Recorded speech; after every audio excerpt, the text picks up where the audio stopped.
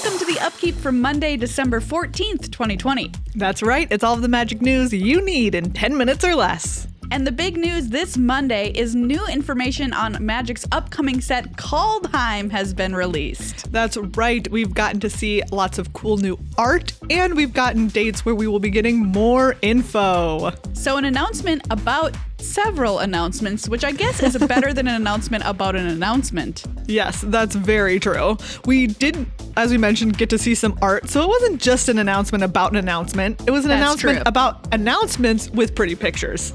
Yeah, this art is really, really cool. If you want a sneak peek of this Kaldheim art, you can check out the link in our show notes. They've got really awesome snow-covered forest vistas, a really sweet-looking sword in some kind of stone situation. I'm really stoked for Kaldheim. If you want more info on when you can get more info about Kaldheim, well, December 15th through the 17th, that's tomorrow. Kaldheim sneak previews begin, whatever that means. January 7th is the official launch, starting at 9 a.m. Pacific time over on twitch.tv/magic, where I imagine we'll see the trailer and get a bunch of new information about the set. January 28th, it launches on Arena and Magic Online. The pre-release is the 29th through the 4th, and February 5th, it's available everywhere.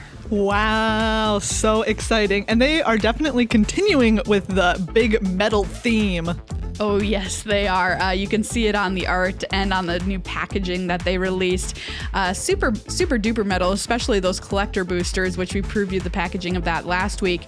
And Kaya looking pretty BA with super cool 80s rocker hair and some, like, I don't know what these weapons are, but there's some kind of like ghost blade axe situation. It's like double ghost axe. It's really cool. It is very cool. We also know that there will be 2 new planeswalkers arriving with Kaldheim, Nico Eris and Tyvar Kell. Yeah, super excited to meet these new walkers. They released some articles about these 2 planeswalkers if you want to delve into their story a little bit. Once again, link in the show notes there. Nico Eris from Theros, destined to become a great athlete. They purposefully lose a competition because they don't want to do that. They want to become a hero and a protector of the people. And of course, their spark ignites when this happens. They can conjure mirror-like energy into weapons, which I think is a little hint at their abilities as a planeswalker.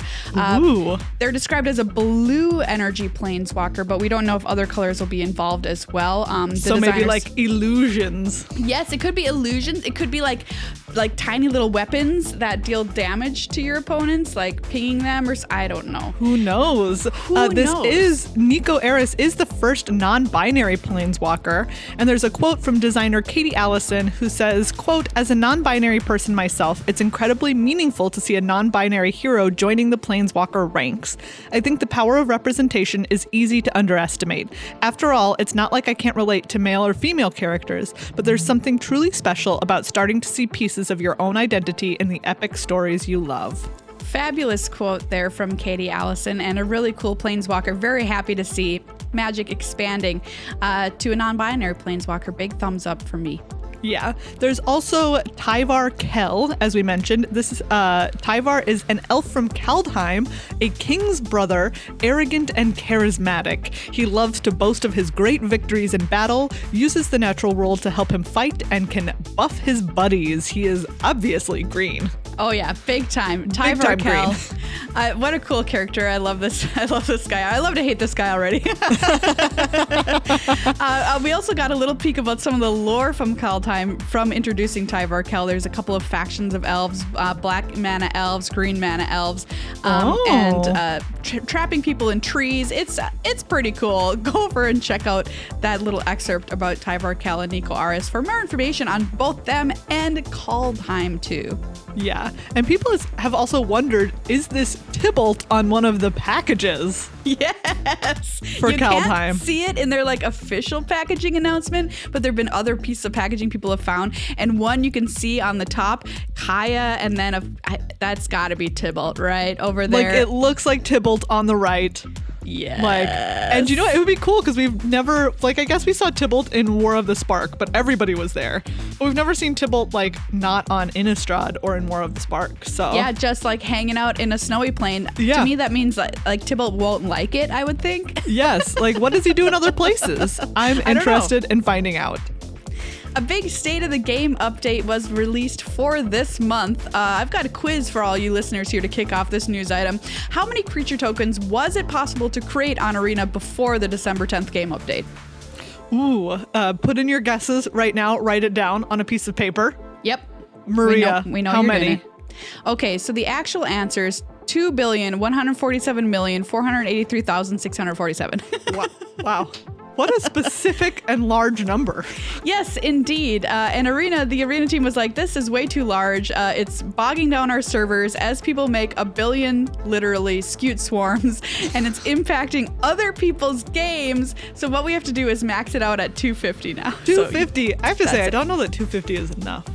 How many scutes do you want, Megan? I want 1 billion. Well, I guess. But I guess I can't. You can't have that. 250 is your tops. Cube Draft is also live on Arena now. There is Best of 1 and Best of 3 Cube Draft. The Arena Cube is open December 12th through December 20th. And then there's something called the Tinkerer's Cube coming January 15th through 28th.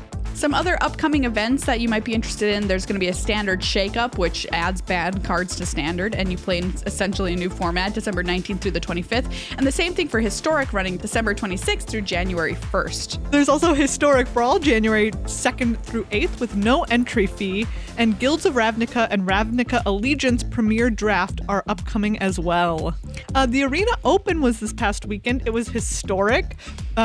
Day 1 was either Best of 1 or Best of 3, and Day 2 was Best of 3 only. And we have a couple of cool lists. Matt Sperling posted a Best of 1 9 lives list, which had no Kahira, so your opponent doesn't know what you're on.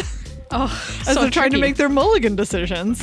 And I know that a couple of people went 7 and, whatever, and made it to Day 2 with this list. It's pretty cool. The hotness that it seemed for the weekend was Paradox Engine, though. Let's just get it out there. Absolutely. In Best of 1, there was Simic Paradox Engine, which has, just so many mean things in it.